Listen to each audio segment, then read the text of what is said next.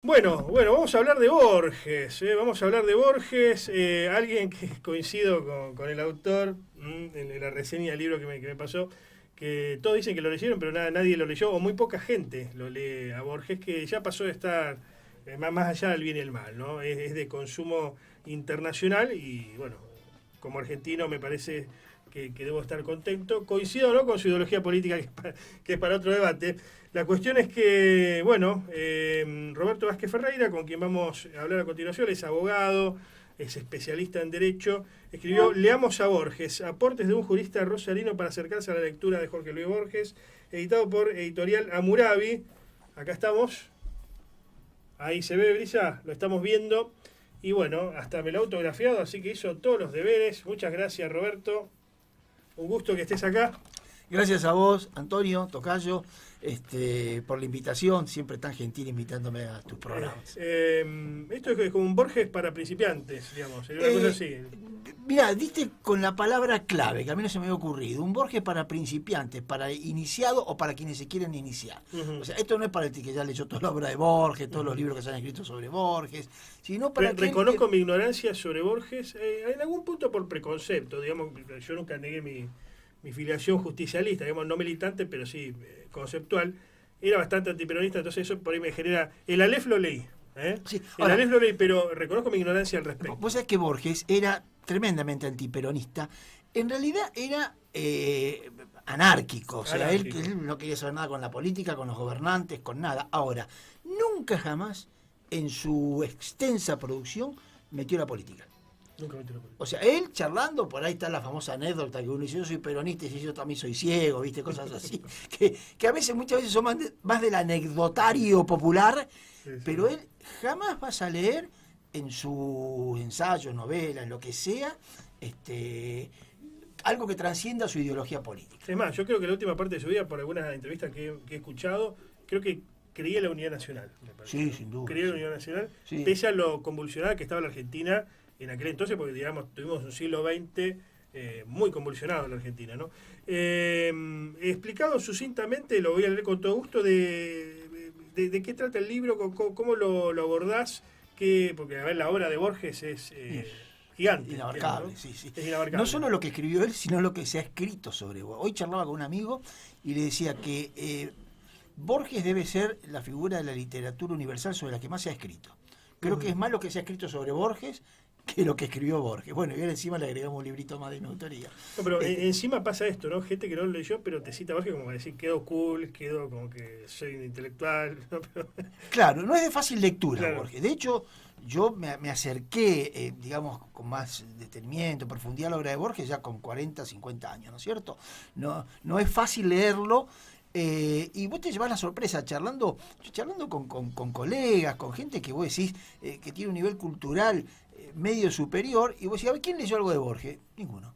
Nadie. Y dije: ¿cómo puede ser? Se están perdiendo algo grande, porque una vez que lo lees, que lo entendés, que le agarrás el gustito, no lo querés largar más. Sí, convengamos que la Argentina también viene involucionando hace bastante tiempo, leemos poco de todo, ¿no? Bueno, incluso de lo que nos gusta, a veces por falta de tiempo, porque uno no llega a la casa y pone Netflix, yo qué sé, y otras veces por que no leemos, ¿no? Hoy lo No charlaba leemos. con un amigo que es un profesor de Buenos Aires, que da materias como, por ejemplo, Derecho y Literatura, da mitología griega, o sea, tipo nivel cultural, y me dice: yo veo el nivel de los alumnos, ya no leen, pero ni siquiera leen las noticias, los titulares de los diarios. O sea, ellos están pendientes de TikTok, los un poquito más grandes llegan a la casa y ponen Netflix o el canal que sea, y la lectura ha sido abandonada. Los diarios, antes venía el diario papel y todo el mundo lo leía, las revistas, el gráfico, el Goles, qué sé yo. Ahora ya no, leen el titular que aparece a lo mejor en alguna red social. Y a lo sumo el copete. El copete y el un poco más comentarista. intelectual el copete. Para aquel que está escuchando, o aquella que está escuchando que nunca leyó nada de Borges, ¿por dónde arrancar? El tema ¿Por es el así. Aleph o no? No, justamente No. ahí lo digo, no arranqué por el Aleph, no arranqué bien. por No Clon, arranqué por el Aleph. no, porque el Aleph es el más famoso de los cuentos de Borges. Para mí no es el mejor, Es como el 100 años de soledad exacto. de García Márquez, pero en Borges. Exacto. Es más, leí más García Márquez que Borges, y eso que Borges argentino, ¿no? Es más leíble, sí. Es mucho más fácil. Pero no, reconozco mi falta de lectura. Leemos poco a Borges. Es mucho más fácil de leer un García Márquez, el peruano que se acaba de Vargas Llosa, que leerlo a Borges. Entonces yo que trato de buscar acá, como dice el título, vamos a acercarnos a Borges. ¿Nunca viste nada de Borges? Bueno, vamos a hacer el intento. Entonces, yo te cuento, arranco el libro contándote quién es Borges, dónde nació en 1899 en Buenos Aires, de muy jovencito se fue a vivir a Ginebra, porque el padre también tenía problemas de ceguera, entonces, fíjate vos, el padre era jubilado de la justicia, y con su jubilación se fue con toda la familia a vivir a Ginebra para que allá un médico lo atienda. Otros tiempos, ¿no? Ahora un jubilado no se puede hacer atender ni acá en Argentina. Pero bueno, digamos que provenía de una clase media acomodada. Una clase media, sí, normalita. La típica clase media argentina que tiende a desaparecer, que ya casi no hay, ¿no es cierto? Claro. Era esa clase media que era una clase media fuerte, que fue la que hizo crecer el país, en definitiva, ¿no? Una clase media con nivel cultural elevado. Nivel cultural elevadísimo. Borges hasta los 4 años manejaba el español y el inglés. Leía en inglés, leía en español, porque su abuela era británica. Y entonces yo te cuento quién es Borges, dónde vivió, qué hizo durante su vida, cuáles son sus temas preferidos. Borges escribe mucho sobre los laberintos, sobre los cuchillos, tiene muchos cuentos sobre los malevos de principios del siglo pasado, ¿no? Los compadritos, escribe mucho sobre tigres. Y escribe mucho sobre el tiempo. Él decía que el tiempo es el misterio esencial. Cuando Borges se pone a escribir sobre el tiempo, está a la altura no te digo de un Einstein, pero más o menos. Hay universidades en Estados Unidos donde materias vinculadas a la física se enseñan o se hace leer las obras de Borges. Hay un cuento de Borges muy buenos, para mi gusto, uno de los más lindos, El jardín de los senderos que se bifurcan, que es tomado para dar clases de física cuántica. Fíjate vos, ¿no? Ni se hablaba de la física cuántica cuando Borges lo escribió. Y después te doy toda una serie de tips para leerlo. Por ejemplo, no hay que tener miedo. A ver, voy a leer el Aleph. ¿De qué se trata? Pongo en Google Aleph. Y entonces te va a contar de qué se trata, quiénes son los personajes, de tal manera que cuando vos lees el cuento ya lo entendés, porque ya hubo alguien que te lo explicó. ¿Viste? Es como cuando éramos chicos que uno tenía que estudiar la lección de historia, de geografía, de matemática y no entendías nada. Pero si tenías un buen profesor y antes te daba la lección y te lo explicaba, después cuando ibas al texto decías, pero esto es facilísimo. Me quedé pensando, Roberto, en esta casi obsesión con el tiempo, digamos, por parte de Borges. ¿Era porque tenía miedo a la muerte? Porque él siempre tuvo una situación de salud medio complicada, ¿no? No, al contrario. ¿No? Él a la muerte no. Tal es así que con alguna oportunidad nos llamaban para amenazarlo que lo iban a matar y un día contesta y dice, pero señor, usted no me genera temor amenazándome de muerte. Temor me generaría que me amenace con darme la vida eterna. Dice, ¿qué haría durante toda una vida eterna? Dice, no le tenía miedo a la muerte. Pero él manejaba el tiempo, incluso hablaba cuestiones que hoy en día la física lo está manejando, de cuántos tiempos hay, el multiverso, si el tiempo va o el tiempo viene. Todas esas cuestiones uno las encuentra en los cuentos de Borges y son temas que están revolucionando la física en la hora actual, ¿no? Bueno, y él es un poco como la invención de Morel, de su gran amigo, que también en la invención de Morel nos habla de lo que hoy serían las imágenes estas tridimensionales. ¿Cómo se llama? Cuando no me sale 3D. 3D y holísticas, ¿no? Claro. Todas esas cosas, bueno, que lo imaginó su gran amigo Adolfo Bioy Casares, ¿no? Bueno, eran bastante adelantados. Y bueno, y después, aparte de esos tips, ¿no es cierto? Te digo por dónde empezar. Digo, no se te ocurre empezar por el Aleph. Empezar, por ejemplo, por Emma Zunz, con Z, Z-U-N-Z. Vos pones en Google Emma Zunz, te aparece el cuento. Lo puedes leer directamente en la pantalla del celular, de la computadora. Y Emma Zunz es un cuento policial, o un cuento de una venganza. Muy bueno, la verdad que está hecho bueno, está escrito por Borges, obviamente. O sea que, y es un cuento de tipo, no sé si policial, porque se trata de una venganza, de un crimen, de algún delito de defraudación. Bueno, empecé a leer Emma Zunz, que se lee sin problema. No hay y luego uno va avanzando uno puede leer otro cuento interesante para leer, es Funes el Memorioso.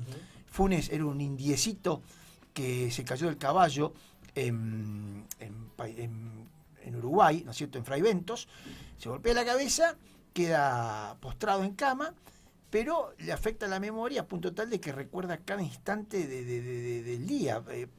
El recuerdo de un día para Funes le llevaba 24 horas, porque recordaba segundo a segundo todo lo que había ocurrido y desde que había nacido, de que había tenido este fenómeno, ¿no? Funes el Memorioso, muy recomendable también su lectura.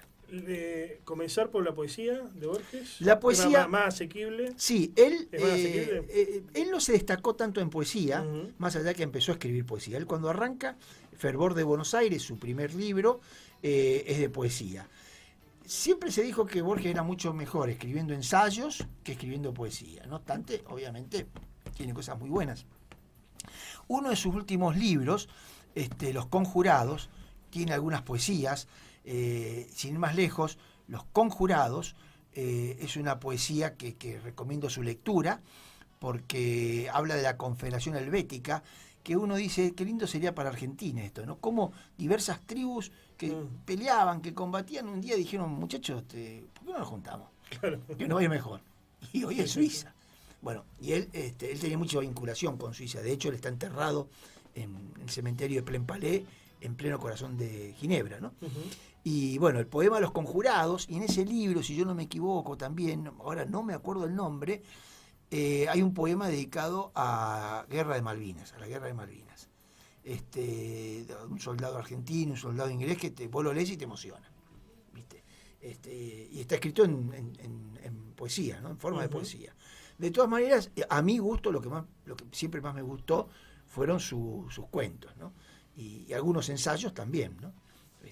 Algunos ensayos, por ejemplo, referidos al tiempo, ¿no? Qué interesante, qué interesante.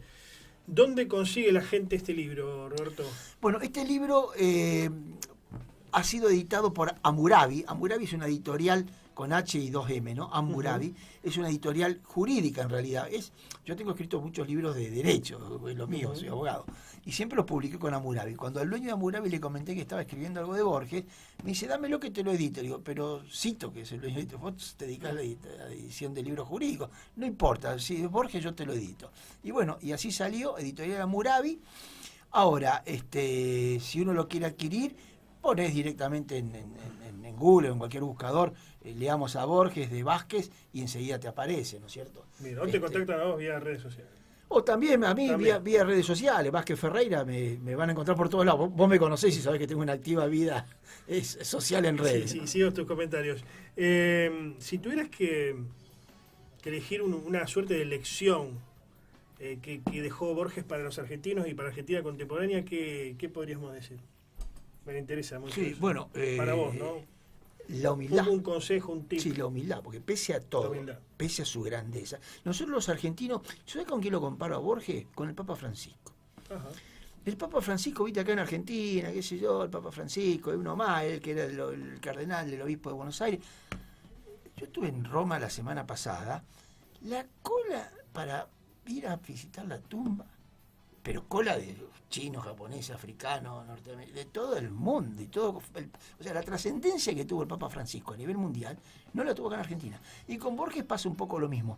Yo me emociono cuando voy, por ejemplo, a Milán. Hay una librería en Milán, una de las librerías más importantes de Milán, en donde están los libros exhibidos, y en las paredes vos ves frases escritas en italiano, son todas frases de Borges. La última vez que estuve en la librería, ¿te acordás de la película Notting Hill? En el barrio Notting Hill de Londres. En realidad es trucha la librería, porque es una librería que está justo en ese barrio, pero no es la librería de la película, la librería de la película de ficción. Pero bueno, pero esa librería que todo el mundo va y se saca una foto sentado en la vidriera, la última vez que estuve en la vidriera, la parte central, 3 libros de Borges. Bien. En inglés, obviamente, ¿no? O sea, la trascendencia que ha tenido, fue traducido a todos los idiomas.